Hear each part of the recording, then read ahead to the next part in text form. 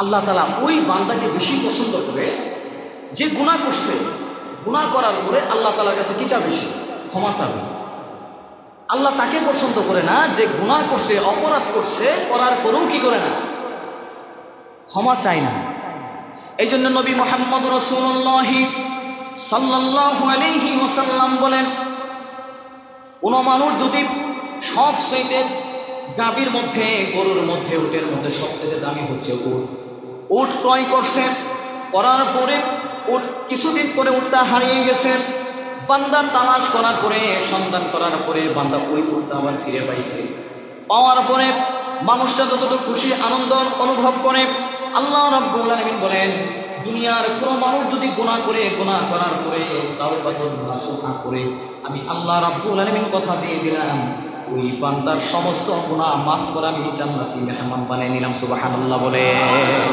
অর্থাৎ ইবলিসকে বলছেন যে তুমি যত আমার উম্মতকে ধোঁকায় ফেলে তুমি নষ্ট করবা, আর আমি আল্লাহ তাআলা চুক্তি করলাম তোমার সাথে, আমি তাদেরকে তত বেশি ক্ষমা করবো। সুবহানাল্লাহ। সবকিছুর মালিককে বলে আল্লাহ। এই জন্য আমরা গুনাহ করতেই পারি, স্বাভাবিক। আমাদের অন্তর সব সময় গুনার দিকে দাবিত হবে। ওই জায়গা থেকে নফসটাকে এইভাবে হাত দিয়ে ধরে আবার কি করবো? নামাজের মুসল্লাই দাঁড় করা। আমাদের ইমানের হালতটা হবে এরকম। এই জন্য আদম আলাইহিস সালাতু ওয়াস সালাম 30 বছর পর্যন্ত আল্লাহ রাব্বুল আলামিনের কাছে দোয়া করলেন, রব্বানা যালামনা আনফুসানা ওয়া ইল্লাম তাগফির লানা ওয়া তারহামনা লানাকুনান্না মিনাল খাসিরিন। আল্লাহু আকবার বলে।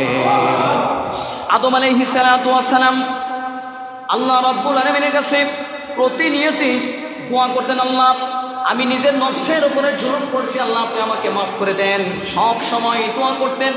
একজন নবী হওয়া সত্ত্বেও 1 বছর 2 বছর নয়, গোটা 30 বছর পর্যন্ত আদম আলাইহিস সালাতু ওয়াস সালাম আল্লাহর কাছে দোয়া করছেন, আল্লাহ আমার নফসের সাথে আমি জুলুম করেছি, আল্লাহ আপনি আমাকে মাফ করে দেন। এই দোয়া 30 বছর পর্যন্ত করার পরে আল্লাহ রাব্বুল আলামিন আদম আলাইহিস সালাতু ওয়াস সালামকে মাফ করে দিয়েছেন। সুবহানাল্লাহ বলে। এই জন্য নবীদের মধ্যে সবচেয়ে দামি নবীকে বলে মুহাম্মদুর রাসূলুল্লাহ সাল্লাল্লাহু আলাইহি ওয়াসাল্লাম। আমরা কিয়ামতের দিন আদম আলাইহিস সালাতু ওয়াস সালাম, আমাদের তো বাবা লাগে, কি লাগে বলে? বাবা লাগে। বাবার কাছে সন্তান বিপদে পড়লে, টাকার সংকট পড়লে সর্বপ্রথম পরামর্শ কার সাথে করবে? বাবার সাথে করে। বাবা আর্থিকভাবে একটু সংকটে আছে, দেখো একটু কোনো জায়গায় একটু ব্যবস্থা করতে পারো কিনা, বলে কি বলে না? তখন বাবা পারলে পারে, না পারলে নাই। এই জন্য যখন হাসরের ময়দান কায়েম হয়ে যাবে, আমরা সবাই সর্বপ্রথম আদম আলাইহিস সালাতু ওয়াস সালামের কাছে যাব। আদম আলাইহিস সালাম ওই যে জান্নাতে ফল খেয়েছিল, এই ভুলের মাসুল দিতে গিয়ে আমাদেরকে বলবে যে দেখো আমি তো একটা অপরাধ করছিলাম, আমি তো আল্লাহর কাছে কিভাবে তোমাদের ওয়ারিশ হয়ে তোমাদের ব্যাপারে আমি কিভাবে সুপারিশ করব, এই ক্ষমতা আমার মধ্যে নাই। অতএব তোমরা আল্লাহ নবীর কাছে যাও। এইভাবে ধারাবাহিক শেষ পর্যন্ত হযরত মুহাম্মদ রাসূলুল্লাহ সাল্লাল্লাহু আলাইহি ওয়াসাল্লামের কাছে আমরা সবাই যাব। যাওয়ার পরে আমাদের নবীর কাছে বললেন, নবী সবার ব্যাপারে, সব উম্মতের ব্যাপারে সুপারিশ করবে। সুবহানাল্লাহ।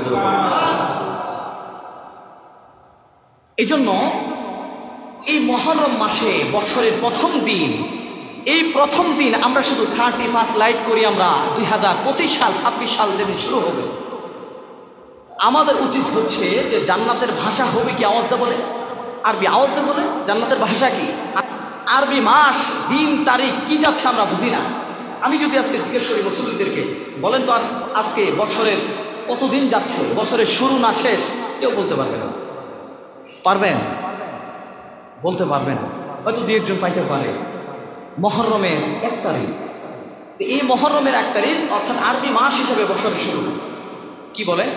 বছরের শুরু। এই বছরের শুরু থেকে যদি আমি বিগত 1 বছর অর্থাৎ 1446 সন পর্যন্ত আমি কি করেছি না করেছি সেটা দেখার টাইম নাই। আমি 1447 সনে এই আজকের দিন প্রথম, এই প্রথম দিন থেকে 48 সন পর্যন্ত আল্লাহ তাআলা যেন আমাকে প্রতিটা মুহূর্তেই আল্লাহর কুদরতি ভাই সেজদা এবং তাসবির উপর আমি থাকতে পারি। কি বলেন আপনারা?